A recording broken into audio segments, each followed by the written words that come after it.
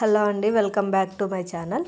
ఈరోజు పప్పు రసం చేస్తున్నాము. దీన్నే మేము బ్యాల్ రసం అనేసి కూడా అంటాము.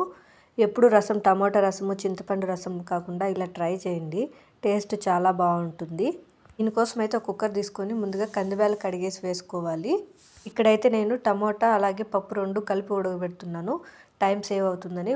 మీకు కానీ ఒప్పుకుంటే సపరేట్గా టమాటా అలాగే చింతపండు వేసుకొని ఉడకబెట్టుకొని గుజ్జు తీసుకోవచ్చు. కందిపప్పు అలాగే టమాటా వేసుకొని ఒక 4-5 విజిల్స్ పెట్టుకున్న తర్వాత పప్పుని ఇలా బాగా వెనిపేసుకోవాలి. అలాగే అందులోకి చింతపండు రసం కూడా తీసుకోవాలి. ఇంకొక మిక్సీ జార్ తీసుకొని అందులోకి మిరియాలు, కొద్దిగా జీలకర్ర అలాగే వెల్లుల్లి వేసుకొని మిక్సీ పట్టుకోవాలి.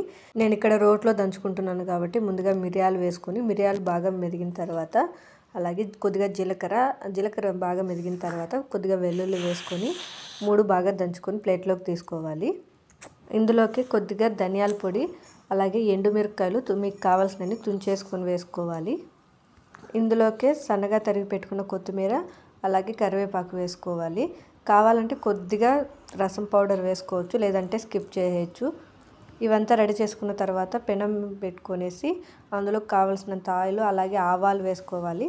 ఆవాలు చిటపట్లాడిన తర్వాత ముందుగా మిక్సీ పట్టుకున్న పొడి వేసుకొని బాగా ఫ్రై చేసుకున్న తర్వాత ముందుగా మెదిపి పెట్టుకున్న కందిపప్పు రసం వేసుకునేసి బాగా కలుపుకోవాలి. తర్వాత మీకు కావాల్సినంత నీళ్లు పోసుకొని అందులోకి రుచికి తగినంత ఉప్పు వేసుకొని రసాన్ని బాగా మరగనివ్వాలి. రసాన్ని 2 to 5 మినిట్స్ బాగా మరగనిచ్చిన తర్వాత స్టవ్ ఆఫ్ చేసి సర్వ్ చేసుకోవడమే.